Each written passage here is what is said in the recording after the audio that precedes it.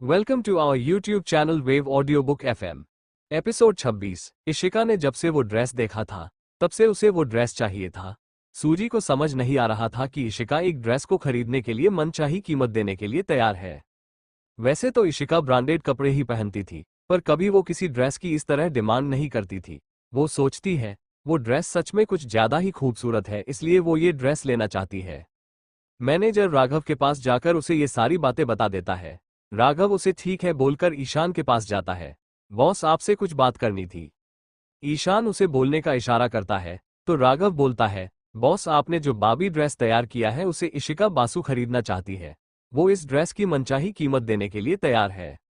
ईशान, वो ड्रेस बिकने के लिए नहीं है तो उसे कह देना। वहां पर कई सारे लोग इस ड्रेस को खरीदना चाहते थे, पर ईशान राघव को बता देता है कि वो ड्रेस बस मैगजीन पर जाएगी, बाकी उसे कोई खरीद नहीं सकता है। इशिका को जब ये बात पता चलती है तो उसका मन उदास हो जाता है। पिया इशिका को उदास होते हुए नहीं देख सकती थी, इसलिए वो जय के पास चली जाती है। जय, मुझे आपसे कुछ बात करनी थी। जय पिया की तरफ देखकर बोलता है, हाँ बोलो पिया। पिया जय से, आप ईशान भाई से बात करिए ना।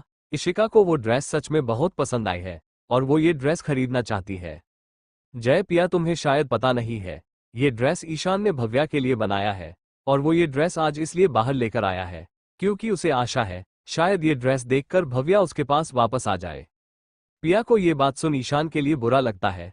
पिया को इशिका के आने से उसे थोड़ी भव्या की कमी कम महसूस हो रही थी। हो भी क्यों ना, वो उसकी भव्या के पास ही तो है। पर अब उसे भी फिर से भव्या की याद आने लगती है। अचानक ही पिया को उल्टी जैसा महसूस होता है, इसलिए वो जय को एक्सक्यूज कर वॉशरूम चली जाती है। जय पिया के माथे पर पसीना देखता है तो उसे भी पिया की फिक्र होती है। जय पिया के पीछे वॉशरूम की तरफ जाता है तो वहां उसे कोमल मिल जाती है। मिस्टर जय, आप लेडीज वॉशरूम के पास क्या कर रहे हैं? जय, पिया की थोड़ी तबीयत खराब है और वो बाथरूम में है, उसी के लिए खड़ा हुआ हूँ। कोमल जुटी कंसर्न दिखाने का नाटक करते हुए, मिस्टर जय मैं देख कर आती हूँ ना, पिया भी तो मेरी छोटी बहन की तरह ही है। आप रुकिए ये। पर जय भी इस वक्त पिया के टेंशन में था, इसलिए उसे कोमल का सजेशन अच्छा लगता है। थैंक यू मिस कोमल, आप मेरी पिया का ख्याल रखिए। किसी चीज की जरूरत हो तो मैं बाहर ही खड़ा हूँ। कोमल, ओह मिस्टर जय, थैंक यू की क्या जरूरत है? वैसे आप थैंक यू ही कहना चाहते हैं तो एक कप कॉफी पीने चलिए हमारे साथ। जय, ठीक है, अभी आप अंदर तो जाइए। कोमल अंदर जाने लगती है, तभी पिया बाहर आकर कोमल को देखते हुए बोलती है, मिस कोमल, हमें आपकी मदद की जरूरत नहीं है और मेरे पति इतने फ्री नहीं है कि किसी भी अनजान लोगों के साथ कॉफी पीने चलेंगे। कोमल अपने गुस्से को कंट्रोल करते हुए प्यार से पिया से बोलती है, तुम ये कैसे बातें कर रही हो? हम अनजान थोड़ी है। एक वक्त था जब हम रिश्तेदार बनने वाले थे। पिया, बने तो नहीं ना, और वो वक्त ही मनहूस था जब हम आपसे मिले। हमारी दोस्त चली गई आपसे मिलने के बाद। इतना बोल पिया जय को लेकर वहां से चली जाती है और छोड़ जाती है गुस्से में तमतमाती कोमल को। दूर से इशिका ये सब देखती है तो उसके चेहरे पर मुस्कान आ जाती है। आज भी मेरी पिया उन्नति गुस्से वाली है। जब भी भाई की बात आती है तब तब पता नहीं हमेशा शांत रहने वाली मेरी पिया में कौन सी देवी प्रवेश कर जाती है। और ये कोमल अब तक मेरे भाई के पीछे पड़ी हुई है। इसे तो मैं एक दिन अच्छा सा सबक सिखाऊंगी। और एक दिन की क्या जरूरत है, अभी भी मौका है। फिर वो अपने हाथ में काफी लिए कोमल की तरफ बढ़ जाती है। कोमल बड़बड़ाते हुए जैसे ही पीछे मुड़ती है, इशिका वैसे ही उस पर सारी की सारी काफी डाल देती है। कोमल ने आज व्हाइट कलर की ड्रेस पहनी थी जो कॉफी के गिरने की वजह से पूरी तरह से खराब हो जाती है। कोमल देखकर नहीं चल सकती हो क्या? कोमल इसके आगे कुछ नहीं बोल पाती है क्योंकि उसके सामने इशिका थी और वो अपने भाई के फायदे के लिए इशिका को नाराज नहीं कर सकती थी। इसलिए वो अपने चेहरे पर फेक स्माइल दिखाकर इशिका से बोलती है, मिस इशिका, ये आप है? इशिका, हाँ ये मैं हूँ। वो मैं वॉशरूम जा रही थी तो आपसे टक्कर हो गई। लगता है आपको कॉफी कुछ ज्यादा ही पसंद है। कोमल जी, आपके कहने का मतलब मैं समझी नहीं। इशिका मुस्कराकर, कुछ नहीं, जाओ जाकर ड्रेस साफ कर लो। कोमल इशिका के मुंह से सॉरी एक्सपेक्ट कर रही थी, पर मजाल हमारी इशिका ने उसे सॉरी कह हो। कोमल वहां से वॉशरूम चली जाती है क्योंकि उसे जलन हो रही थी। आज कोमल के लिए कुछ खास दिन नहीं था। वही इशिका के चेहरे पर डेविल स्माइल आ जाती है। अभी तो ये शुरुआत है miss Komal, just wait and watch आगे क्या क्या होता है तुम्हारे साथ। वही अमीशा को भी ड्रेस नहीं मिल रहा था, इसलिए उसका भी मूड खराब हो चुका था। इधर इशिका आज जरा ज्यादा खुश नजर आ रही थी। वो दूर खड़ी पिया को देखती है जिसे जय खाना खिला रहा था, क्योंकि पिया कुछ ज्यादा ही थक चुकी थी। जय, पिया अब हम हॉस्पिटल जाएंगे। कल रात ही अगर हम डॉक्टर को दिखा देते तो आज तुम्हारी तबीयत इतनी खराब नहीं होती। देखो चेहरा अपना कैसा मुरझा गया है। पिया को भी बहुत अजीब लग रहा था। पिया को देख इशिका तो खुशी से बोल पड़ती है, तो इशिका बासु आप बुआ बनने वाली है।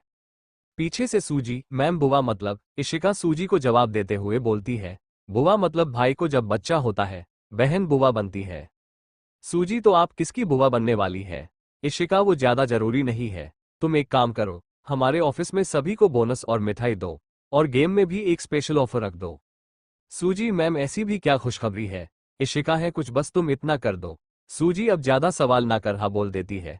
इशिका अब पिया के पास जाती है। जय इशिका आओ ना। इशिका क्या बात है मिस्टर जय, आप अपनी बीवी बहुत प्यार करते हैं। जय इशिका की बात पर प्यार से बोलता है, हाँ प्यार तो बहुत करता हूँ, वैसे आज पिया की तबीयत खराब है। इशिका पिया के करीब जा उसे धीरे से बोलती है, प्रेगनेंसी टेस्ट किया क्या? पिया को अब जाकर ध्यान आता है कि उसके पीरियड मिस हो चुके हैं। जय भी इशिका की बात सुन चुका था।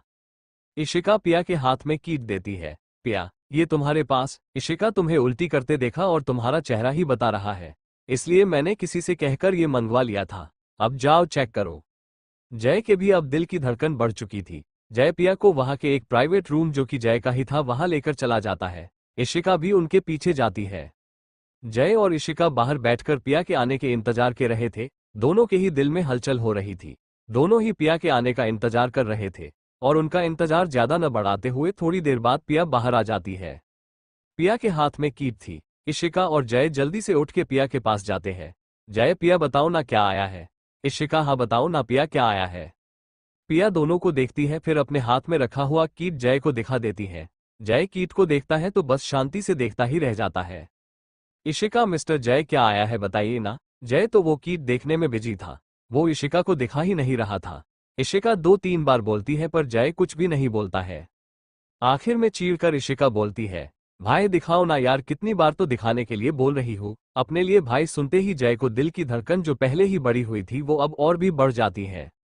पिया और जय तो सवालिया नजरों इशिका को ही देखे जा रहे थे। इशिका को भी जब याद आता है कि उसने फ्लो में क्या बोल दिया है तो वो अपनी बात को सही करते हुए बोलती है, वो बस ऐसे ही निकल गया, आपको देखकर भाई बोलने का मन किया, सॉरी अगर आपको गलत लगा हो तो। जय की आंखों में पानी आ जाता है, वो कितने सालों से खुद के लिए भाई सुनने के लिए तरस रहा था। वो अपना हाथ बढ़ाकर इशिका के माथे पर हाथ रख लेता है। पिया भी बहुत इमोशनल हो चुकी थी क्योंकि वो जानती थी जय भव्या को कितना मिस करता है।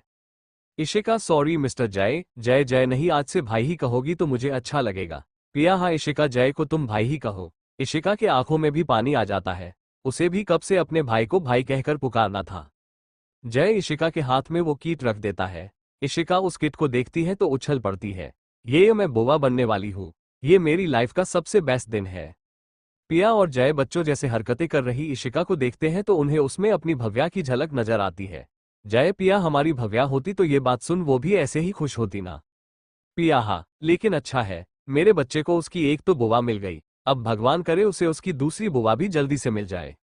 जय हमारे लिए इशिका बहुत लकी है, उसके आते ही हमें खुशखबरी मिल गई, अचानक खुशियां फील ही रही है। जय हाँ तुमने भी ठीक कहा है।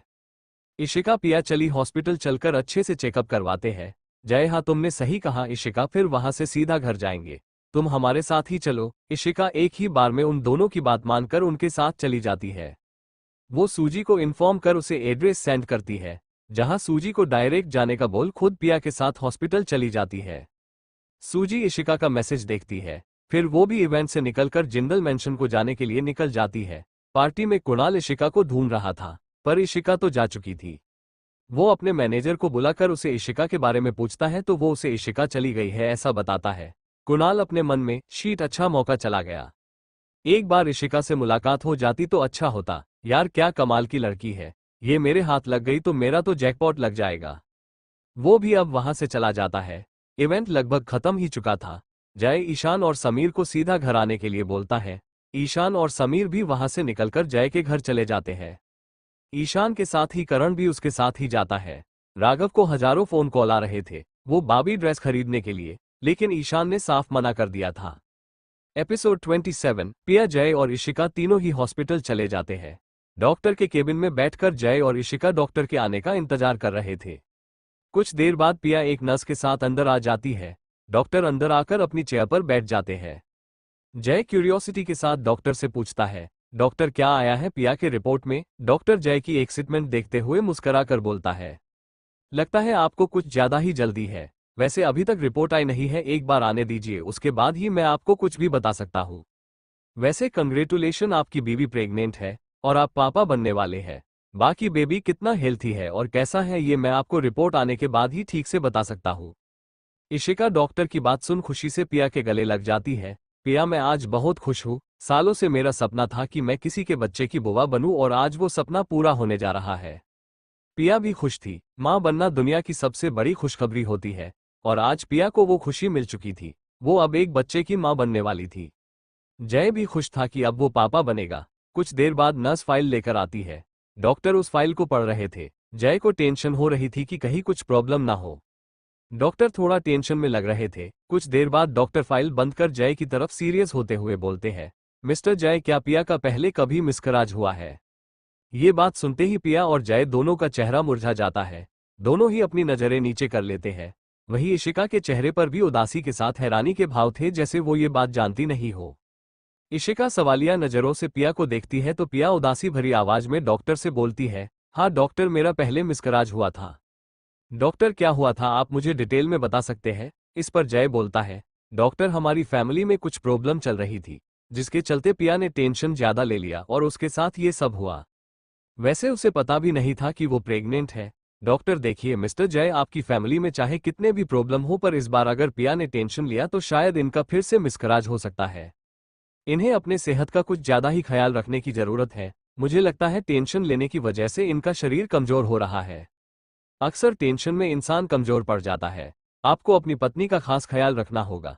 5 महीने तक इन्हें इनके सेहत का ज्यादा से ज्यादा ख्याल रखना है। साथ ही फ्रूट, डेली एक्सरसाइज और सबसे जरूरी बात, खुश रहना है। इशिका को अच्छे से पता था कि उसके जाने से ही सब इतने टेंशन में है। उसे बुरा लगता है कि उसकी वजह से आज पिया ने अपना बच्चा खो दिया, पर गलती भव्या की भी नहीं थी। उसे भी कहाँ पता था कि जिससे वो प्यार करती है उसके साथ उसका प्यार ही इतना बड़ा धोखा कर सकता है। लेकिन फिर भी इशिका को बुरा लगता है। उसका पूरा चेहरा ही उतर चुका था। डॉक्टर जय को पिया के लिए कुछ दवाई लिख कर देते हैं। उसके बाद तीनों ही बाहर आ जाते हैं। पिया देखती है, जी, जब से उसके मिसकराज की बात इशिका ने सुना है तब उसे वो कुछ उदास सी हो गई थी। कार में भी पिया देखती है इशिका शांत है। पिया इशिका के हाथ पर हाथ रखती है तो इशिका उसकी तरफ देखती है। इशिका के आंखों में नमी थी, जिसे देख पिया बोलती है, अचानक क्या हो गया है तुम्हें, इतनी उदास क्यों हो? अब तक तो कितना खुश थी बुआ बनने वाली बात पर। पिया की बात पर इशिका बोलती है, पिया, तुम खुद को इतना टेंशन क्यों दे रही हो? सब ठीक हो जाएगा। वक्त सबकी परीक्षा लेता है। लाइफ में प्रॉब्लम तो आती जाती रहती है। पिया, इशिका, ऐसी बात नहीं है। तुम्हें शायद पता नहीं है, मेरी एक दोस्त थी, मेरी जान थी वो, और जय की भी। तुमने भव्या जिंदल का नाम सुना होगा ना? इशिका अब क्या बोलती कि वो नाम के साथ ही उसके बारे बहुत कुछ जानती है, क्योंकि वो खुद ही तो भव्या थी। लेकिन पिया को जवाब तो देना ही था। हाँ, मैं जानती हूँ, न्यूज में सुना था कि शादी के पहली रात में भव्या कहीं गायब हो गई है। बहुत ढूंढने पर भी नहीं मिल रही है। पिया, हाँ, और इसी टेंशन में ये सब हो गया। लेकिन मुझे पता नहीं था कि उस वक्त मैं प्रेग्नेंट हूँ। इशिका पिया के हाथ पर हाथ रख उसे समझाते हुए बोलती है, पिया, जो भी होता है किसी कारण से होता है। भव्या भी जहां भी होगी सही सलामत होगी। तुम देखना, एक दिन वो तुम सबके सामने आकर खड़ी हो जाएगी। उसकी भी कुछ तो मजबूरी होगी जिसके वजह से वो तुम सबसे नहीं मिल पा रही है। तुम ऐसे टेंशन लेती रहोगी तो क्या उसे अच्छा लगेगा? आज अगर उसे पता चला कि उसके वजह से तुमने अपना बच्चा खोया था तो सोचो उस पर क्या बीतेगी। क्या वो कभी अपने आप को माफ कर पाएगी? वो भी तुम सबसे मिलने के लिए तड़प रही होगी। जय और पिया शांति से इशिका की बात सुन रहे थे। उन लोगों ने ऐसा तो कभी नहीं सोचा कि उसकी कोई मजबूरी भी ही सकती है। पिया, इशिका, मैं अब टेंशन नहीं लूंगी। बात भगवान से यही प्रार्थना करूंगी कि जहां भी मेरी भव्या है वहां वो खुश रहे, और अब से इस बच्चे के लिए मैं हमेशा खुश रहूंगी। इशिका, भव्या जहां भी है खुश ही है। जब तक उसकी फैमिली, उसकी प्यारी दोस्त खुश है वो हमेशा खुश ही रहेगी। इशिका की बात सुन ऐसा लग रहा था जैसे खुद भव्या ही बोल रही हो। बातें करते हुए कब उनका घर आ जाता है उन्हें पता ही नहीं चलता है। ड्राइवर घर आते ही कार रोक देता है। जय, इशिका, चलो, घर आ गया है। इशिका बाहर आ घर की देखती है तो इमोशनल हो जाती है। कितने ही सालों से वो अपने ही घर से दूर थी। माँ बाप होते हुए भी अनाथों की तरह रहना पड़ रहा था। आज वो अपने मॉम डैड से इतने सालों बाद मिलने वाली थी। वही ईशान और समीर भी घर पर आ चुके थे। सूजी के बारे में जय ने घर पर पहले ही बता दिया था, इसलिए नव्या सूजी के आते ही उसका अच्छे से ख्याल रखती है। नव्या को जय ने फोन कर बता दिया था कि वो पिया को हॉस्पिटल लेकर जा रहा है, पर ये नहीं बताया था कि किस लिए, इसलिए नव्या टेंशन में इधर उधर चक्कर काट रही थी। नवीन, नव्या जी आप ऐसे टेंशन में घूमेगी तो खुद भी बीमार पड़ जाएगी और फिर हमें आपको हॉस्पिटल लेकर जाना होगा। नव्या आप तो बस ही करिए, पता नहीं मेरी बच्ची को क्या हुआ होगा। कल से देख रही थी उसका चेहरा मुरझाया हुआ था। नवीन, वो जाएंगे तो हमें पता चल ही जाएगा। अब तुम ऐसे टेंशन में चक्कर काटती रहोगी तो क्या पिया ठीक हो जाएगी। दोनों बहस कर रहे थे और ईशान, समीर, सूजी उन्हें बहस करते देख रहे थे, पर तीनों ही उनके बीच में बोलना सही नहीं समझते हैं। करण को दादी का कॉल आया था, इसलिए उसे मजबूरन आधे रास्ते से ही घर चले जाना पड़ता है। जय और पिया जैसे ही अंदर आते हैं, नव्या उनको देख परेशानी में पिया के पास जाकर उसे देख चिंता में पूछती है, क्या हुआ था बेटा आपको? मुझे तो बताना चाहिए था कि तुम्हारी तबीयत खराब है। पिया मुस्कुराकर नव्या के गले लग जाती है। नव्या ऐसे अचानक पिया के गले लगने से कंफ्यूजन से जय की तरफ देखती है। वही जय के चेहरे पर भी मुस्कान थी। नव्या, क्या बात है जय, तुम मुस्कुरा रहे हो? ये तुम्हारी बीवी बीमार है और तुम हो कि खुश हो? जय माँ, अगर आपको भी पता चला तो आप भी खुश हो जाओगी। नव्या, तुम तो ऐसे बोल रहे हो जैसे मैं दादी बन रही हूँ। फिर हैरानी और खुशी से आस भरी नजरों से जय की तरफ देखती है। तो जय, हाँ माँ, आप सही सोच रही हैं, आप दादी और पापा दादा बनने वाले हैं। नव्या, नवीन ये बात सुनते ही खुश हो जाते हैं। कितने ही साल बाद उनके घर पर खुशियां आई थी। वही इशिका बाहर ही खड़े उन सबको देख रही थी, खाद कर अपने माँ पापा को, जिन्हें देखने के लिए उसकी आंखें तरस रही थी। नव्या पिया की बलाए ले उसे काजल का टीका लगाकर, मेरी पिया ने आज मुझे बहुत बड़ी खुशी की बात बताई है। जय और पिया नव्या और नवीन के पैर छूने लगते हैं, तो नव्या और नवीन पिया को रोककर उसे गले लगा लेते हैं। नव्या, मेरा आशीर्वाद लेने के लिए तुम्हें झुकने की जरूरत नहीं है बेटा, हमारा आशीर्वाद तो हमेशा तुम्हारे ही साथ है। फिर प्यार से पिया के माथे पर किस कर लेती है। पिया मुस्कुराकर नव्या से बोलती है, माँ मैं आपको किसी और से भी मिलवाना चाहती हूँ। नव्या, किससे बेटा? पिया दरवाजे के पास खड़ी इशिका के पास जा उसे अंदर लेकर आने लगती है। इशिका जैसे ही घर के अंदर कदम रखती है, वैसे ही नव्या और नवीन की दिल की धड़कन और आंखों में नमी अपने आप ही आ जाती है। दोनों ही एक तक इशिका को देख रहे थे। उसके चले का तरीका, उसकी मुस्कान उन्हें उनकी भव्या की याद दिला रहे थे। नजर तो ईशान की भी इशिका से नहीं हट रही थी। उसे वो दिन याद आ रहा था जब वो पहली बार घर आया था। तब भव्या के चेहरे पर भी ऐसी ही स्माइल थी। नव्या के पास आकर इशिका उनके पैर छूने के लिए जैसे ही नीचे झुक जाती है, वैसे ही नव्या इशिका के हाथ पकड़कर उसे गले से लगा लेती है। इशिका अपनी माँ के गले लगकर भावुक हो जाती है। इतने वक्त से जो वो अपने आंसू रोकने की कोशिश कर रही थी, वो बहना शुरू कर देते हैं। नव्या के पिठ पर जब कुछ गीला सा महसूस होता है, तो वो इशिका को अपने से दूर कर उसके चेहरे को देखती है, जिसकी आंखों में पानी था।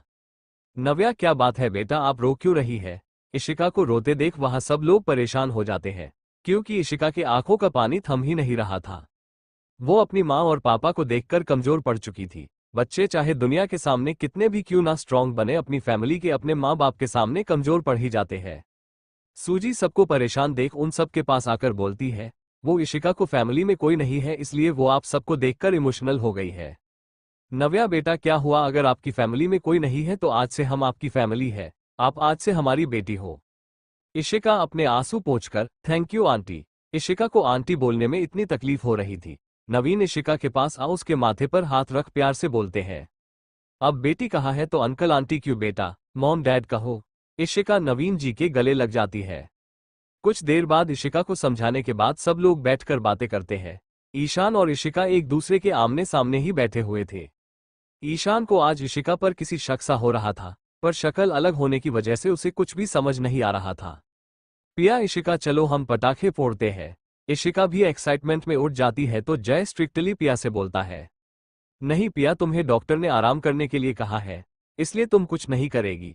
पिया मासूमियत से जय को देखती है, लेकिन फिर भी जय पिया की मासूमियत पर बिल्कुल भी नहीं पिघलता है। इशिका प्यार से जय को देखते हुए बोलती है, भाई मैं पिया का अच्छे से ख्याल रखूंगी, और डॉक्टर ने पिया को खुश रहने के लिए कहा है। अगर आप उसे उसके मन की नहीं करने दोगे तो वो उदास हो जाएगी, है ना पिया? पिया भी अब नाटक करते हुए अपना चेहरा उदास सा कर लेती है। जय घूरकर पिया को देखता है, फिर गहरी सांस ले उनकी बात मान लेता है। मैं तुम दोनों को खेलने दूंगा, पर बड़े पटाखे नहीं फोड़ने हैं। इशिका, छोटे में क्या मजा है जो बड़े में है। जय इशिका की बात सुनता है तो उसे फिर से भव्या की याद आती है। भव्या और पिया दोनों को ही बड़े पटाखे फोड़ते में ही मजा आता था, और जब भी जय उन्हें मनाकर छोटे पटाखे फोड़ते के लिए बोलता था तो भव्या ऐसे ही बोलती थी, नव्या अच्छा ठीक है, तुम लोग चलो मैं भी आती हूँ। फिर सब लोग बाहर की तरफ चले जाते हैं। ईशान को इन सब में इंटरेस्ट नहीं था, पर वो जय के खातिर वहां पर रुका हुआ था। एपिसोड 28। इशिका और पिया जय से परमिशन मिलते ही खुशी से बाहर चले जाते हैं। उनके पीछे ही ईशान, जय, समीर भी जाते हैं। भव्या को बचपन से आतिशबाजी पसंद थी। आसमान में बजते वो पटाखे देखे भव्या को बहुत अच्छा लगता था। आज भी इशिका सबसे पहले उसकी पटाखे को जलाती है और वैसे ही उन पटाखों को देखकर खुश हो रही थी। ये बात शायद किसी ने नोटिस नहीं की, पर ईशान का ध्यान अब इशिका पर ही था। इशिका अपने मन में, आज कितने सालों बाद अपनी फैमिली के साथ हूँ, काश ये पल यही थम जाए। वहीं दूसरी तरफ कुणाल के घर पर भी दिवाली मनाई जा रही थी, पर कुणाल के आंखों के सामने बार बार इशिका का चेहरा आ रहा था। कुणाल एक नजर दूर खड़ी पटाखे फोड़ रही अमीषा को देखता है, फिर अपने मन में सोचता है, लगता है कुछ ज्यादा ही जल्दी कर दी। कुछ साल रुक जाता तो इशिका जैसी पटाखा आज मेरे साथ पटाखे उड़ा रही होती। फिर कुछ सोचते हुए मुस्कुरा देता है। कोमल कुणाल के पास आकर खड़ी हो बोलती है, यही सोच रहे हो ना कि इशिका पट गई तो अमीषा को छोड़ दोगे? कुणाल, तुम्हें तो कुछ भी बताने की कहाँ जरूरत होती है। कोमल बहन हूँ तुम्हारी, अच्छे से समझती हूँ तुम्हें। वैसे इशिका को पटाने के बारे में तुम्हें जल्दी से सोच लेना चाहिए, नहीं तो कहीं देर न हो जाए। एक बार वो हमारे हाथ लग गई तो फिर हमारी सारी प्रॉब्लम ही खत्म ही जाएगी। कुणाल, हाँ यही सोच रहा हूँ कि अगली बार इशिका से कहाँ और कैसे मिलूं। कोमल, अब किसी लड़की को पटाने के लिए भी मुझे तुम्हें बताना पड़ेगा। भव्या को जैसे पटाया था वैसे ही पटा लो। कुणाल, भव्या की बात अलग थी, दी वो बेवकूफ थी, लेकिन ये इशिका बिजनेस विमेन है, ऊपर से अब्रॉड में पड़ी हुई है। इसे पटाने के लिए मुझे अच्छी प्लानिंग बनानी पड़ेगी। कोमल, मुझे तुम पर भरोसा है, तुम ये काम जरूर कर लोगे। वैसे भी इस खूबसूरती का अब तक फायदा उठाते आए हो, अब आगे भी उठाओ। कुणाल, जरूर उठाऊंगा दी। अमीषा उन दोनों को बातें कर हंसते हुए देखती है तो उनके पास जाने लगती है। अमीषा को आते देख कुणाल और कोमल दोनों ही बात को बदल देते हैं। अमीषा, बेबी क्या बात है, आज बीवी की जगह दी के साथ वक्त बिताया जा रहा है। कोमल अमीषा की बात सुनती है तो चुपचाप वहां से चली जाती है। कुणाल अमीषा को कमर से पकड़कर उसे करीब खींच लेता है, फिर उसकी गर्दन में अपना चेहरा छुपाकर प्यार से बोलता है, ऐसी कोई बात नहीं है बेबी, वो तो मैं बात दी से उनके काम के बारे में पूछ रहा था। अमीषा, अच्छा ठीक है, अब चलो ना हम पटाखे फोड़ते हैं। कुणाल और अमीषा फिर पटाखे फोड़ने चले जाते हैं। ठाकुर मैंशन में इशिका और पिया पटाखे फोड़कर थक चुकी थी। नव्या, अब बस भी करो दोनों, चलो खाना लग चुका है, सब मिलकर खाना खाते हैं। पिया और इशिका को भी भूख लगी थी, इसलिए वो दोनों सबके साथ अंदर आ जाती है। सब लोग एक एक चेयर पर बैठ जाते हैं। इशिका के लिए लास्ट वाली चेयर को ईशान के साथ थी, वही बच चुकी थी और वो उसके साथ बैठना नहीं चाहती थी। वैसे तो वक्त अगर सही होता तो वो जरूर उसके पास बैठने का मौका ढूंढती, पर अब वो ईशान से नजदीकियां नहीं बढ़ा सकती थी। नव्या, इशिका बेटा क्या हुआ, बैठो ना, क्या सोच रही हो? इशिका, कुछ नहीं मॉम। इतना बोल वो ईशान के साइड बैठ जाती है। इशिका और ईशान कभी एक साथ नहीं बैठे थे, ये उनका फर्स्ट टाइम था इस जन्म में। और जैसे ही इशिका ईशान के साइड में बैठती है वैसे ही ईशान की धड़कन आवाज करना शुरू कर देती है। इशिका को तो पता था कि वो ईशान कौन है, पर ईशान को इशिका की असलियत नहीं पता थी, पर दिल जान चुका था। ईशान अपने दिल पर हाथ रख देता है। नव्या सबको खाना परोसती है। आज सब कुछ भव्या की पसंद का बना था। भव्या को बासुंदी बहुत पसंद थी। पिया और भव्या की पसंद लगभग सेम ही थी। इशिका बासुंदी देखती है तो उसे रहा नहीं जाता और वो उसे लेकर खाने लगती है। इशिका खाना कम और बासुंदी ज्यादा खा रही थी। सूजी इशिका को मीठा खाते देखती है। इशिका, तुम कब से मीठा खाने लगी? तुम्हें तो मीठा बिल्कुल भी पसंद नहीं था और आज देखो तुम मीठा ही खा रही हो। भव्या को पता था कि इशिका को मीठा पसंद नहीं है, पर उसे तो था। सब लोग इशिका की तरफ देखने लगते हैं। इशिका सबको खुद की तरफ देखता देख अपने दांत दिखाकर मासूमियत से बोलती है, वो मॉम ने बहुत अच्छा बनाया तो मुझे खाने का मन कर गया। इशिका की बच्चों वसा चेहरा देख पिया मुस्कुरा कर बोलती है, हाँ तो ठीक है ना, खाओ तुम। सूजी, इंसान की पसंद बदलती रहती है। सूजी, वैसी बात नहीं है, पर वो कभी भी मीठा नहीं खाती थी। आंटी मीठा बनाती थी तो हम सभी दोस्त खा जाते थे और ये सड़ा हुआ मुंह बना देती थी। इसकी हरकतें इतनी चेंज हो गई है जैसे मैं इसे जानती ही नहीं हूँ। पता नहीं, ऐसा लगता है ये इशिका न होकर कोई और हो। अब सब शक की नज़र से इशिका को देखने लगते हैं। ईशान के मन में तो हजार सवाल आ रहे थे, बस उसके पास इन सब सवालों के जवाब नहीं थे। इशिका सबके एक्सप्रेशन देखती है तो सूजी को घूर कर देखने लगती है। सूजी इशिका की ऐसी नज़र देखती है तो अपना सलाविया गटक लेती है। अब मैंने क्या कर दिया? ये तो अपने बॉस मोड में दिख रही है। ही भगवान, अब मुझे बचा ले।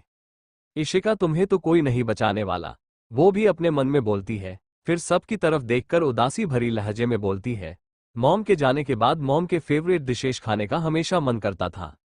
मैंने पहले भी मॉम के हाथ से ये खीर खाई थी, और मुझे उसका और इसका स्वाद सेम लगा, इसलिए मैं इसे खाने लगी। नव्या इशिका की बात सुनती है तो मुस्कुरा कर बोलती है, ठीक है बेटा, वैसे मेरी एक फ्रेंड भी थी जो सेम ऐसे ही खीर बनाती थी, ये उसकी भी फेवरेट थी। बोलते हुए उसे उसकी फ्रेंड की याद आती है। पिया मॉम, आपने कभी मुझे बताया नहीं थी कि आपकी भी कोई दोस्त थी। मतलब मैंने कभी आपके किसी दोस्त को आपसे बातें करते या आपसे मिलने आते देखा नहीं है। नवीन बेटा, तुम्हारी मॉम को दोस्त बनाना अच्छा नहीं लगता था, उसने लाइफ में बस 2 ही दोस्त बनाए थे। पिया मॉम, दोस्ती तो कितनी प्यारी होती है और आपको दोस्त बनाना अच्छा नहीं लगता है। नव्या कुछ बोलती उससे पहले ही इशिका बोलती है, पिया, दोस्ती अच्छी तभी होती है जब सामने वाला भी दोस्ती के लायक हो। अक्सर हम जिसे अपना सच्चा दोस्त मानते हैं वही हमें धोखा दे देता है, इसीलिए हमें दोस्त वही बनाने चाहिए जो इस दोस्ती के काबिल हो। नव्या इशिका की बात सुनती है तो उसे भी अपने दोस्त याद आते हैं, लेकिन नव्या वहां पर कुछ भी कहना सही नहीं समझती है, या फिर वो इस बारे में कुछ भी बात नहीं करना चाहती थी। पिया मॉम, आपने मेडिकल पढ़ा है ना? नव्या पिया की बात पर हाँ बोलती है, तो पिया उनसे दूसरा सवाल पूछती है, तो फिर आपने कभी उसमें अपना करियर क्यों नहीं बनाया? नव्या का चेहरा ये बात सुन उदास हो जाता है। उसे उसके कॉलेज टाइम के दिन याद आते हैं, जहां वो सर और बाकी कमिटी मेंबर के सामने सिर झुकाकर खड़ी हुई थी और बाकी सब उसे सवाल पर सवाल पूछ रहे थे। पिया मॉम, आप कहाँ खो गई है? नव्या अपने होश में वापस आ पिया से मुस्कुरा कर बोलती है, तुम भी क्या लेकर बैठी हो बेटा, कुछ तो खाओ ना। इशिका अच्छे से जानती थी कि उसकी मॉम पिया के इस सवाल का जवाब कभी नहीं देगी। भव्या जब भी नव्या से इस बारे में पूछती थी तब नव्या उसे बात बदल देती थी, और आज भी नव्या पिया के सवाल का जवाब नहीं देती है। भव्या को तो ये तक नहीं पता था कि उसकी मॉम की एजुकेशन कहाँ हुई है, नहीं तो वो खुद ही सारी इन्फॉर्मेशन निकाल लेती।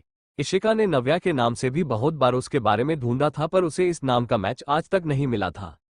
जैसे नव्या ने अपनी पिछली जिंदगी का सब कुछ मिटा दिया हो। नवीन माहौल को नॉर्मल करने के लिए बात को बदलते हुए ईशान की तरफ देखकर बोलते हैं, ईशान बेटा, तुम्हारा क्या चल रहा है? आजकल ज्यादा किसी से बात तक नहीं करते हो। जय अपने पापा की बात का जवाब देते हुए बोलता है, पापा, ये पहले भी कहाँ किसी से बातें करता था, इसे तो जितना कम बोलने को मिले उतना इसे अच्छा लगता है। ईशान जय की बात सुन उसे घूर कर देखता है, लेकिन जय की बात सच ही थी। ईशान पहले भी किसी से ज्यादा बात नहीं करता था। इशिका ईशान को एक नजर देख अपने मन में बोलती है, मुंह से तो कुछ नहीं बोलते हैं, पर इनकी आंखें बहुत कुछ बोल जाती है, जिसे बस पढ़ने आना चाहिए। वही सूजी तो पता नहीं अपने किस दुनिया में खोई हुई थी। सूजी को समझ नहीं आ रहा था कि इशिका खीर कैसे खा सकती है, जबकि उसे जहां तक पता था उसने आज तक कभी खीर को हाथ तक नहीं लगाया था। सबका खाना हो जाने के बाद सब लोग कुछ देर तक बैठकर बातें करते हैं। इशिका को अब घर जाना था, इसलिए वो पिया को बाय बोलकर जाने की सोचती है, पर पिया का मन इशिका को जाने देने का नहीं था। इशिका के बहुत बार समझाने के बाद पिया उसे जाने देती है। पिया बाहर आती है। ईशान कार में बैठकर इशिका को ही देख रहा था। उसे इशिका के बिहेवियर अजीब लग रहा था। वो इशिका के बारे में इतना कुछ जानता नहीं था, पर इंसान को देखकर ईशान इतना तो बता सकता था कि वो कुछ छुपा रहा है। ईशान के साथ आज राघव नहीं था। समीर, ईशान, इशिका काफी अच्छी है ना? ईशान समीर की बात को इग्नोर कर देता है। इशिका पिया को हक कर कार में बैठ जाती है। सूजी भी उसके साथ एक बैठ जाती है। ड्राइवर कार को लेकर चला जाता है। ईशान भी इशिका जिस एरिया में रहती थी वहीं पर रहता था, बस उसका बंगला थोड़ा दूर था और बहुत खास और बड़ी जगह पर बनाया गया था। ईशान समीर को उसके घर ड्रॉप कर खुद अपने विला के लिए निकल जाता है। ईशान राघव को कॉल करता है। राघव इस वक्त अपनी फैमिली के साथ दिवाली सेलिब्रेट कर रहा था। अपने बॉस का कॉल आते देख वो आंसर कर, यस बॉस, आपने मुझे कॉल क्यों किया? ईशान, इशिका, बासु की तुम्हें जितनी इन्फॉर्मेशन है सारी इन्फॉर्मेशन कल तक मेरे टेबल पर होनी चाहिए, और हाँ, याद रहे, डिटेल में सारी इन्फॉर्मेशन होनी चाहिए। राघव, ठीक है सर, कल तक आपको सारी इन्फॉर्मेशन मिल जाएगी। ईशान कॉल कट कर देता है। वही इशिका अपने कमरे में कपड़े चेंज कर आज फिर से उसी समुंदर को देख रही थी जहां उसे डाला गया था। इशिका के आंखों में पानी था। सूजी पीछे से इशिका के कंधे पर हाथ रखती है। सूजी, प्लीज कुछ मत पूछो। सूजी, कौन हो तुम? इशिका ये बात सुन पलटकर सूजी की तरफ देखती है। सूजी के मन में हजार सवाल थे। इशिका, सूजी, मैं इशिका हूँ और कौन हो सकती हूँ? सूजी, नहीं, तुम मेरी ईशा नहीं हो, तुम कोई अलग इंसान हो। मुझे बताओ मेरी ईशा कहाँ है? इशिका, सूजी, तुम ये सब क्या बोल रही हो? मैं इशिका ही हूँ, ऐसी बकवास बातें कहाँ से करने लगी हो तुम? सूजी, तुम मेरी इशिका होती तो तुम वो खीर कभी नहीं खाती। वहां पर मैं किसी के मन में शक पैदा नहीं करना चाहती थी, पर इशिका, बासु को बादाम से एलर्जी है। तो अब बताओ, जब बासुंदी में इतनी सारी बादाम थे तो तुम्हें कुछ भी क्यों नहीं हुआ? इशिका अपने फैमिली से मिलने के चक्कर में ये सब तो भूल ही चुकी थी। भव्या ने इशिका की पूरी मेडिकल हिस्ट्री चेक की थी और उसे पता था कि इशिका को बादाम से एलर्जी है। फिर भी आज इशिका से गलती हो जाती है। बॉडी इशिका के होने के बावजूद इशिका को जो प्रॉब्लम थी वो अब नहीं थी। पता नहीं उसके आत्मा के साथ साथ उसकी बॉडी में भी कुछ चेंजेस हुए थे और उनमें से एक ये था। एपिसोड 29। सूजी अब परेशान हो चुकी थी। इतने सालों से उसे इशिका पर शक तो हो ही रहा था। अब उसे इस बात का डर लग रहा था कि उसकी इशिका है कहाँ। सूजी, इशिका बताओ मुझे, असली इशिका कहाँ है? क्या किया है तुमने उनके साथ? और आंटी के गायब होने के पीछे क्या तुम्हारा ही हाथ है? इशिका कब से सूजी की बातें सुन रही थी। वो उसे समझा भी नहीं सकती थी क्योंकि सूजी उसकी बातों पर विश्वास भी नहीं करेगी। इशिका वहां से जाना बेहतर समझती है। वो जैसे ही वहां से जाने के बारे में सोचती है, सूजी उसका हाथ पकड़कर नम आंखों से उसे देखते हुए बोलती है, प्लीज मुझे मेरी इशिका कहाँ है बता दो, मैं किसी से कुछ भी नहीं कहूंगी। आंटी कहाँ है? बोलते हुए इशिका के सामने घुटने के बल बैठ जाती है। इशिका, तुम नहीं जानती हो, मैं एक अनाथ लड़की थी। मुझे सड़क से उठाकर आंटी ने अपने सीने से लगाया था और इशिका ने मुझे अपनी बहन माना था। मैं उनके बिना नहीं रह सकती हूँ। आंटी को रोज याद आती है। वो मेरी माँ, मेरी सब कुछ थी। सूजी को रोते हुए देख इशिका को भी रोना आ रहा था। वो भी सूजी के सामने घुटने के बल बैठकर रोते हुए बोलती है, सूजी, मैं ही इशिका हूँ, तुम मुझ पर भरोसा क्यों नहीं कर रही हो? मुझे नहीं पता माँ कहाँ है। मैंने उनके साथ कुछ भी नहीं किया है। सूजी अपने आंसू पोंछकर बोलती है, तो बताओ तुम्हारे मॉम का असली नाम क्या है? क्योंकि इशिका को उसकी मॉम का असली नाम, उनका असली सरनेम सब कुछ पता था। अब इशिका चुप हो जाती है क्योंकि इशिका ने अपनी डायरी पर इन सभी चीजों का जिक्र तो किया ही नहीं था। वही सूजी ने बस इशिका को परखने के लिए ये सब कहा था क्योंकि वो जानती थी इशिका को उसकी मॉम का असली नाम पता नहीं था। वो हर रोज उसके मॉम से पूछती थी पर वो कभी नहीं बताती थी। सूजी, और ये बताओ कि तुम लोग इंडिया क्यों जा रहे थे? अब इशिका चुप हो जाती है। उसे कहाँ पता था कि वो दोनों इंडिया क्यों आए थे। अब सूजी का शक यकीन में बदल जाता है। उसकी आंखों का पानी अब और भी ज्यादा बढ़ रहा था। इशिका, तुमने मेरी इशिका के साथ क्या किया है? क्या किया है आंटी के साथ, अब बताओ मुझे। इशिका अब चिल्लाते हुए बोलती है, हाँ, नहीं हूं मैं इशिका, लेकिन क्या सच्चाई जानने पर तुम मुझ पर भरोसा कर पाओगी? सूजी, क्या सच्चाई है बताओ मुझे। इशिका सूजी की बात पर अपने आंसू पूछते हुए खड़ी हो बालकनी में चली जाती है। सूजी भी इशिका के पीछे जाती है। इशिका चांद को देखते हुए सूजी से बोलती है, सूजी, मैं तुम्हारे साथ 3 साल से रह रही हूँ। क्या तुम्हें मुझे देखकर लगा कि मैं गलत लड़की हूँ? और तुम्हें क्या लगता है आज जो सब मैंने अपने दम पर हासिल किया है उसके लिए मुझे किसी के सहारे की जरूरत है? क्या कभी मैंने आंटी के पैसों का यूज किया है? सूजी ये तो जानती थी आज जो कुछ भी इशिका ने हासिल किया है वो सब उसके खुद के दम पर किया है। उसने आज तक अपर्णा के पैसों का इस्तेमाल नहीं किया था। और सूजी ये भी जानती थी कि इशिका एक अच्छे दिल की इंसान है। सूजी, मैं जानती हूँ तुमने ये सब पैसों के लिए नहीं किया है, लेकिन फिर क्यों तुमने इशिका की जगह ली है? और वो दोनों कहाँ है? इशिका, सूजी, तुम्हें मैं सच भी बताऊं तो तुम भरोसा नहीं करोगी। सूजी, 3 साल से ही सही पर तुम्हारे साथ अच्छा वक्त बिताया है, तो मुझ पर भरोसा करो और बताओ कि क्या सच्चाई है। इशिका अब सूजी की तरफ देखकर गहरी सांस ले, मैं भव्या जिंदल हूँ, जय जिंदल की बहन, जिंदल खानदान की इकलौती बेटी जो आज से 3 साल पहले गायब हो चुकी थी। सूजी ये बात सुनते ही उसके पैरों तले जमीन खिसक जाती है क्योंकि सूजी ने भव्या को देखा हुआ था। उसे पता था कि भव्या कौन है और अब वो इशिका कैसे बनी, ऐसे कई सारे सवाल सूजी के मन में आ रहे थे। इशिका समझ रही थी कि सूजी के मन में अभी हजारों सवाल आ रहे होंगे। इशिका सूजी को लेकर कमरे में आ जाती है, फिर उसे बेड पर बिठा ड्रॉ में से एक एनवोल्प निकालकर सूजी के सामने कर देती है। सूजी, ये क्या है? इशिका, ये मेरा डीएनए टेस्ट की रिपोर्ट है। सूजी उस रिपोर्ट को निकालकर पढ़ने लगती है। वो जैसे जैसे पढ़ रही थी वैसे वैसे सूजी की आंखें हैरानी से बड़ी होती जा रही थी। ये क्या है इशिका, तुम तो असली इशिका नहीं हो। फिर ये रिपोर्ट कैसे बता रही है कि तुम ही असली इशिका हो? क्या ये झूठी रिपोर्ट है? इशिका, ये रिपोर्ट आर्मी बसे से बनाई गई है, जहां पर झूठ कभी नहीं बताया जाता है। मैंने भी हर जगह खुद का टेस्ट करवाया है, सभी जगह यही आ रहा था। और फिर मैंने आर्मी मेडिकल से भी रिपोर्ट बनवाई, तब भी यही आ रहा है। तुम चाहो तो तुम्हारे सामने फिर से टेस्ट करवा सकती हो, जहां तुम कहो जैसे कहो, लेकिन रिजल्ट यही आएगा। सूजी अपने माथे पर हाथ लगाकर बैठ जाती है। अब उसे कुछ भी समझ नहीं आ रहा था। इशिका, मुझे कुछ भी समझ नहीं आ रहा है, क्या सही और क्या गलत है? इशिका सूजी के पास बैठकर उसके आंखों में देखते हुए बोलती है, मेरे पास सभी सवालों के जवाब है। अगर तुम्हें मुझ पर भरोसा है तो मैं तुम्हें सब कुछ बताऊंगी। सूजी हाँ बताओ ना, इशिका मेरा पुनर्जन्म हुआ है। शरीर तो इशिका ही है, बस आत्मा भव्या की है। सूजी ये सब क्या है इशिका, इस जमाने में ये सब कौन मानता है? इशिका तुम मानो या ना मानो सूजी पर सच्चाई यही है। सूजी मुझे सब कुछ डिटेल में बताओ कि क्या हुआ था। इशिका तुम्हें कुणाल ठक्कर याद है, जिसे हम आज मिले थे? सूजी हाँ याद है। इशिका वो मेरा बॉयफ्रेंड था और उसके साथ मेरी शादी होने वाली थी। उसके बाद इशिका उसके साथ क्या क्या हुआ कैसे हुआ सब कुछ बता देती है। सूजी भव्या के बारे में सुनती है तो उसे सच में बुरा लग रहा था। इशिका की आंखों में पानी था। वो बाहर की तरफ जा समुंदर की तरफ देखते हुए बोलती है, सूजी तुम्हें पता है, इसी समुंदर में मेरी लाश थी, जिसे उन लोगों ने बीच समुंदर में डाल दिया था। सूजी इशिका के पास आ उसे गले से लगा लेती है। इशिका को भी किसी से सपोर्ट की जरूरत थी। इतने साल से तो ये सब अकेले सह रही थी, पर अब उसे एक सपोर्ट मिल रहा था।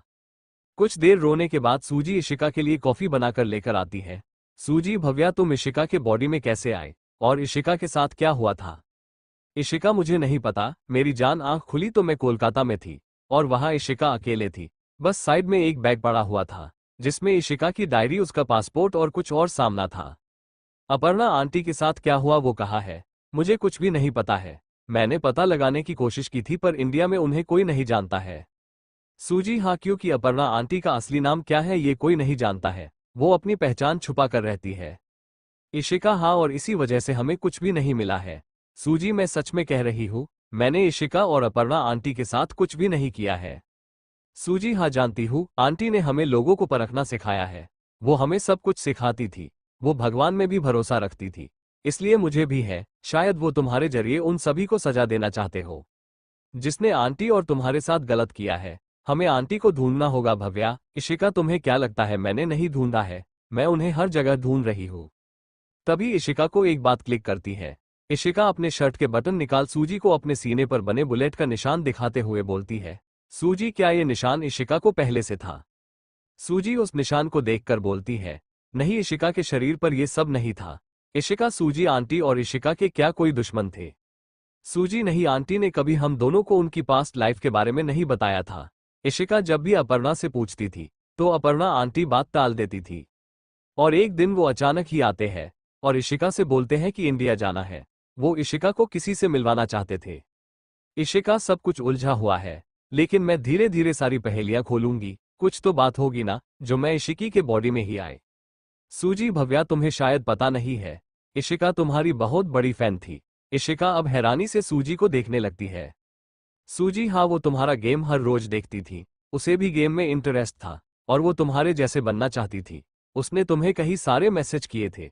इशिका को याद आता है, उसे किसी स्वीट एंजल नाम से मैसेज आते थे और भव्या भी उसके साथ बात करती थी।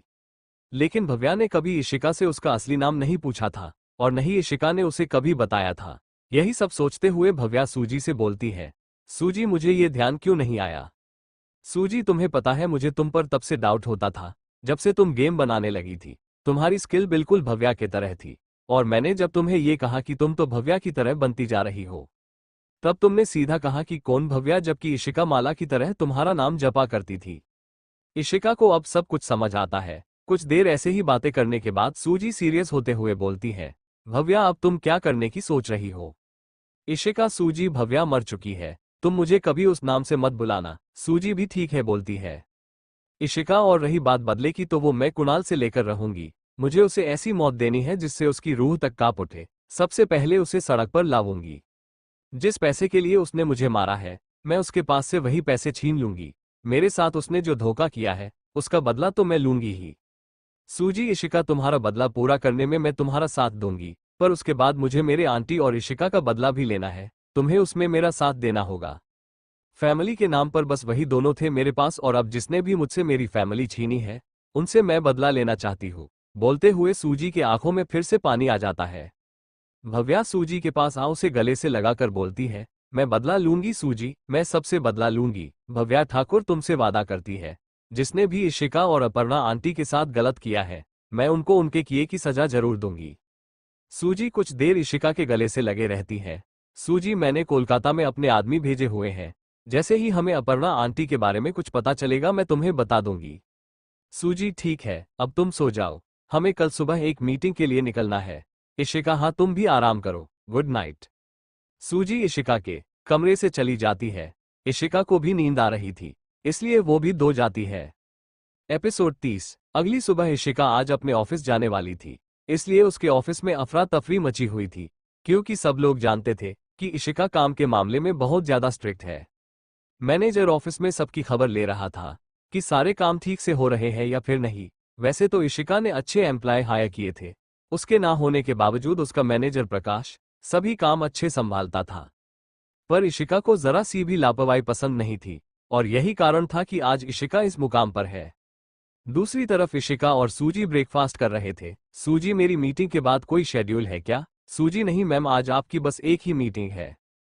ठीक है, फिर ऑफिस में कहो कि मुझे आज सारे प्रोजेक्ट को लेकर बात करनी है। सबको ये भी कही कि मुझे कंपनी की ग्रोथ की सारी रिपोर्ट चाहिए, और काम किसका कितना अच्छा है सबकी रिपोर्ट बनाओ। बिना काम के लोग मुझे मेरे ऑफिस में पसंद नहीं है। सूजी, ओके मैम, मैं सब अरेंज कर दूंगी। कुछ देर बाद इशिका और सूजी ऑफिस के लिए निकल जाते हैं। रास्ते में इशिका कॉफी पीने के लिए कॉफी सेंटर जाती है। अगले ही पल इशिका चेयर पर बैठी हुई अपनी कॉफी का इंतजार कर रही थी, और सूजी अपने आईपैड में कुछ काम। तभी कोई इशिका को एक्सक्यूज मी बोलता है। इशिका के चेहरे पर मुस्कान आ जाती है। इशिका बिना पलटे ही अपने मोबाइल में देखते हुए, वेटर कॉफी टेबल पर रख दो। इशिका अच्छे से जानती थी वो इंसान कौन है, फिर भी वो न जानने का नाटक करते हुए जानबूझकर उसको नीच दिखाती है। वो इंसान कोई और नहीं, कुणाल था। कुणाल को खुद के लिए वेटर सुन थोड़ा अजीब लगता है, पर वो देख रहा था कि इशिका ने उसे देखा नहीं है। मिस इशिका, मैं कुणाल, आपने शायद मुझे देखा नहीं है। इशिका अब ऊपर सिर कर देखती है, फिर थोड़ा रुक कुणाल को पहचानने की कोशिश करते हुए बोलती है, जी मैं आपको मिली थी क्या? सूजी को हंसी आ जाती है। इशिका घूर कर सूजी को देखती है तो सूजी फिर से अपने आईपैड में देखने लगती है। कुणाल को आज अपनी इंसल्ट फील हो रही थी, लेकिन फिर भी वो प्यार से इशिका से बोलता है, वो आपने शायद मुझे पहचान नहीं, हम कल रात इवेंट में मिले थे, मैं कुणाल ठक्कर। अब सूजी बोलती है, मैम ये वही कुणाल ठक्कर है जिनकी गेम्स काफी लोग पसंद करते हैं, इनकी खुद की कंपनी है। इशिका, ओ अच्छा, बैठिए न मिस्टर ठक्कर। कुणाल भी तो इसी मौके का इंतजार कर रहा था। वो इशिका के एक बार कहने पर ही मान जाता है। कुणाल, वैसे कैसा इत्तेफाक है ना, मैं भी यही आया और आप मुझे मिल गई। इशिका बस मुस्कुरा देती है, ये इत्तेफाक नहीं है, कुणाल मछली को जाल में फंसाने का काटा है, और मैं अच्छे से जानती थी कि ये मछली हर रोज यही आती है। कुणाल आगे क्या बात करे यही सोच रहा था। इतने में कॉफी का ऑर्डर लेकर वेटर उनके सामने आ जाता है। वेटर, एक और कॉफी लेकर आओ। मिस्टर ठक्कर, आप कॉफी ही लेंगे ना? कुणाल कुछ बोलता इससे पहले ही वो वेटर बोलता है, सर के लिए पहले ही कॉफी रेडी है मैम, सर हमारे रेगुलर कस्टमर है। फिर उन तीनों की कॉफी टेबल पर रखकर चला जाता है। इशिका, तो आप ये डेली आते हैं, लगता है आपको ये की कॉफी कुछ ज्यादा ही पसंद है। कुणाल, हाँ वो ये रेस्टोरेंट मेरे दोस्त का है, और यह की कॉफी काफी अच्छी होती है, इसलिए मैं हर रोज यहीं पर आता हूँ। इशिका, देखते हैं आपका दोस्त मुझे इम्प्रेस कर पाता है या फिर नहीं। कुणाल, अगर इम्प्रेस कर दिया तो फिर आपको मेरी एक शर्त माननी पड़ेगी। इशिका, कैसी शर्त? कुणाल, आपको यहाँ रोज आना पड़ेगा, और साथ ही मेरे साथ रोज कॉफी पीनी पड़ेगी। इशिका, ये अपने कुछ ज्यादा बड़ी शर्त नहीं रख दी, क्योंकि मैं हर रोज कॉफी नहीं पीती हूँ, और मेरे पास इतना वक्त भी नहीं होता है कि मैं यहाँ हर रोज आ सकूँ। कुणाल, हाँ जानता हूँ आपके पास काम कुछ ज्यादा ही है। अच्छा फिर ठीक है, हम एक काम करते हैं, आप हर संडे यह आएगी। इशिका, हाँ ये बात मान सकती हो, तो चलो टेस्ट करते हैं। उसके बाद इशिका कॉफी का एक सीप लेती है तो उसकी आंखें अपने आप ही बंद हो जाती हैं।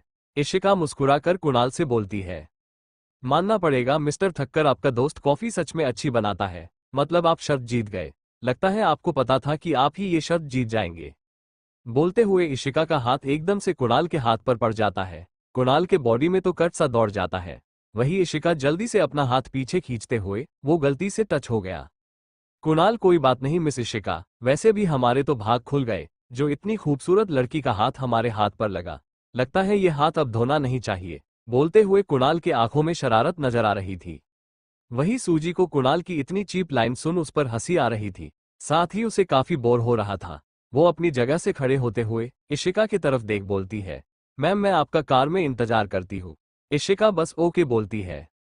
कुणाल को भी अच्छा लगता है कि अब वो और सिर्फ इशिका है, लेकिन इशिका को कुणाल के साथ बैठने में घिन आ रही थी, फिर भी अपने बदले के चलते वो कुणाल के साथ बैठी हुई थी। इशिका शर्माने का नाटक करता हुए कुणाल से बोलती है, मिस्टर कुणाल आप भी मजाक अच्छा कर लेते हैं। कुणाल, मजाक नहीं ये सच्चाई है, आप सच में काफी खूबसूरत है, मैंने इतनी खूबसूरत लड़की आज तक नहीं देखी है। इशिका, अच्छा आपकी वाइफ से ज्यादा खूबसूरत हूं मैं। कुणाल, हाँ है ना। इशिका मुस्कुरा देती है। वैसे आप भी काफी हैंडसम है कुणाल। इशिका के मुंह से खुद के लिए कुणाल और खुद की तारीफ सुन कुणाल में मन में गुब्बारे फूटने लगते हैं। इशिका अपने मन में, और खुश हो जाओ कुणाल, जानती हूँ खुद की तारीफ सुन आसमान में उड़ रहे होंगे। इशिका, टाइम देखत हुए, सो मिस्टर ठक्कर अभी मुझे जाना होगा। कुणाल, ठीक है तो संडे को मिलते हैं। इशिका बस हाँ में अपना सिर हिला वहां से चली जाती है। कार में बैठते ही इशिका वेट टिश्यू पेपर जो सूजी इशिका के लिए लेकर पहले ही बैठी हुई थी, उसे ले अपने हाथ अच्छे से साफ करने लगती है। सूजी, तो आपको पता था वो यहीं पर आएगा? हाँ, वो हमेशा यही आता है और मुझे पता था इसी टाइम पर आएगा। सूजी हंसते हुए, वैसे वो फ्लर्ट तो ऐसे कर रहा था जैसे कोई कॉलेज जाने वाला लड़का हो। मुझे तो हंसी आ रही थी। इशिका कार में से बाहर की तरफ देखते हुए बोलती है, उसे यही सब आता है। इशिका इसके आगे कुछ भी नहीं बोलती है।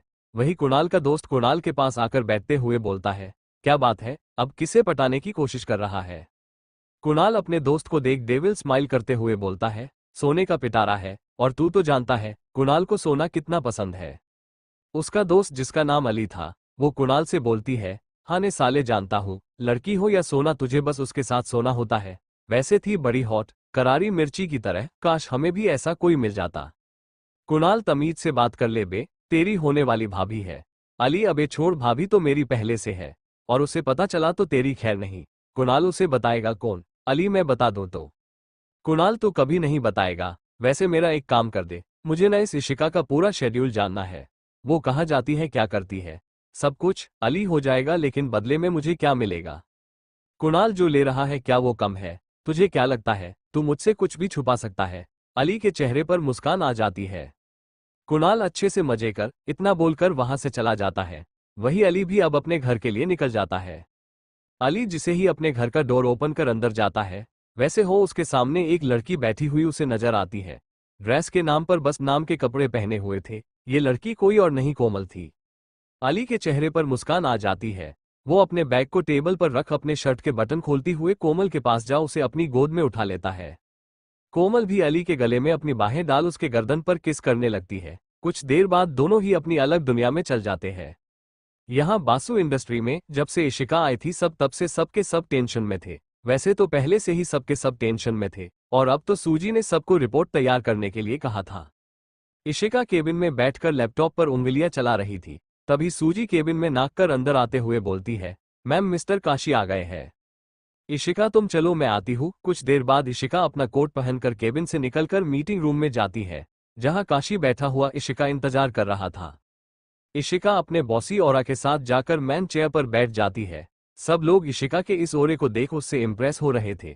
काशी, मिस इशिका, आपने हमारे साथ काम करने के लिए हाँ कहा, यह हमारे लिए काफी बड़ी बात है। इशिका, इसमें बड़ी बात क्या है, आप काम अच्छा करते हैं, और मुझे अच्छा काम करने वाले लोगों के साथ काम करना अच्छा लगता है।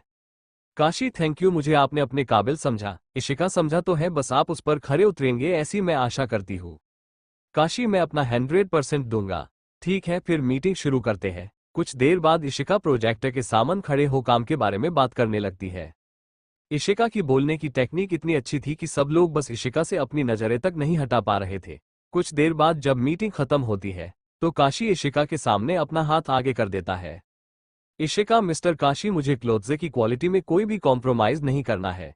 ये मेरे लिए सबसे बड़ा काम है। अगर इसमें जरा सी भी गड़बड़ हुई तो आप मेरे बारे में जानते ही हैं, तो मैं आपसे आशा करती हूँ कि आप मुझे सबसे बेस्ट क्वालिटी के क्लॉथ बना कर देंगे। काशी, आप बेफिक्र रहिए, मैं आपको निराश नहीं करूंगा। कुछ देर बाद वहां से सब लोग चले जाते हैं। सूजी सबके जाने के बाद इशिका से पूछती है, मैम आपने काशी के साथ ही काम करने के लिए हाँ क्यों कहा, जबकि हमें ईशान ओबरॉय के डीलर भी कांटेक्ट कर रहे थे? इशिका, ये पहले कोमल की कंपनी को क्लॉथ ऑफर करता था, इसीलिए मैंने इसे चुना है। सूजी, पर मैम क्या ये भरोसे वाला है? मतलब इसने कुछ गड़बड़ की तो? इशिका, सूजी तुम्हें पता है, कुणाल कुछ मामलों में कुछ ज्यादा ही लक्की है, और ये आदमी जो गया है सबसे ईमानदार है। तुम शायद काशी के बारे में नहीं जानती हो, ये अपने पैसे में कॉम्प्रोमाइज कर सकता है पर क्वालिटी में नहीं, और कुणाल ने इसके इसी अच्छाई का फायदा उठाया है। इसे जितना प्रॉफिट मिलना चाहिए उतना देता तक नहीं था। सूजी, सच में कुछ ज्यादा ही कमीना है ये कुणाल। वैसे मैम अब आगे क्या करना है? इशिका, आगे का बाद में बताऊंगी, अभी तुम सबकी रिपोर्ट और अगले मीटिंग की तैयारी करो। लंच के बाद हम नेक्स्ट मीटिंग करेंगे। Thanks for watching.